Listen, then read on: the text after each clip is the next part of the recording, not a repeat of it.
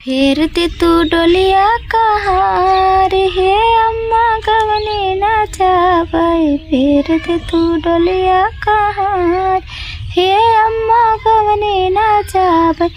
गवने नाचाबै अम्मा ठेवने नाचाबै। गवने नाचाबै अम्मा ठेवने नाचाबै। मिलल बाटे मुसवा फतार हे अम्मा गवने नाचाबै। मिलल बाटे मुसवा फतार हे अम्मा गवने नाचाबै।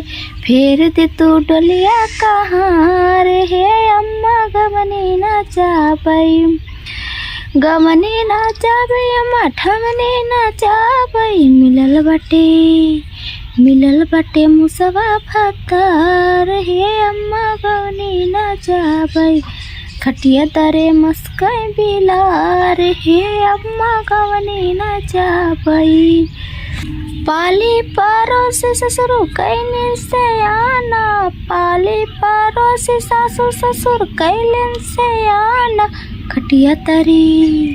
खटिया तरे मस्कै बिलार हे अम्मा गवने नाचाबै। खटिया तरे मस्कै बिलार हे अम्मा गवने नाचाबै। मिलल बाटे मुसवा फतार हे अम्मा गवने नाचाबै। गवने नाचाबै अम्मा ठवने नाचाबै। गवने नाचाबै अम्मा ठवने नाचाबै। मिलल बाटे मुसवा फतार हे अम्मा गवने नाचाबै। मिलल बाटे मुसवा फतार हे अम्मा गवने नाचाबै। पाली पड़ोसी जेठनी कैलन से आना। पाली पड़ोसी जेठनी कैलन से आना। खटिया तरे मस्कै बिलार हे अम्मा गवने नाचाबै। खटिया तरे मस्कै बिलार हे अम्मा गवने नाचाबै। फेर दे तू डोलिया कहार हे अम्मा गवने नाचाबै। फेर दे तू डोलिया कहार हे अम्मा गवने नाचाबै।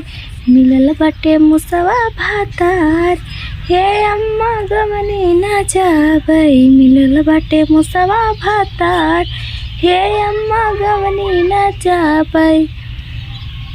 पाली पड़ोसी नंदो कैलन से आना। पाली पड़ोसी नंदो कैलन से आना। खटिया तरे मस्कै बिलार हे अम्मा गवने नाचाबै। मिलल बाटे मुसवा फतार हे अम्मा गवने नाचाबै। मिलल बाटे मुसवा फतार हे अम्मा गवने नाचाबै। खटिया तरे मस्कै बिलार हे अम्मा गवने नाचाबै। खटिया तरे मस्कै बिलार हे अम्मा गवने नाचाबै।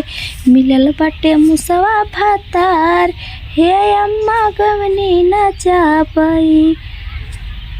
टाटा दोस्तों, नमस्ते, प्रणाम। और बताए कैसे हैं। तो वीडियो अच्छा लगे तो प्लीज़ लाइक सब्सक्राइब जरूर कर देना। कमेंट में कमेंट करना कैसा लगा ये गाना, ठीक है। मैंने बहुत मेहनत से गाया हुआ है, मुझको याद नहीं था लेकिन याद हो गया। मेरा पुराना गाना मुझे बहुत ही पसंद है, ये गाना बहुत ही प्यारा है। तो प्लीज़ आप लोग इसको देखिए, सुनिए और बताइए कैसा है कमेंट में। चलती हूँ, बाय बाय।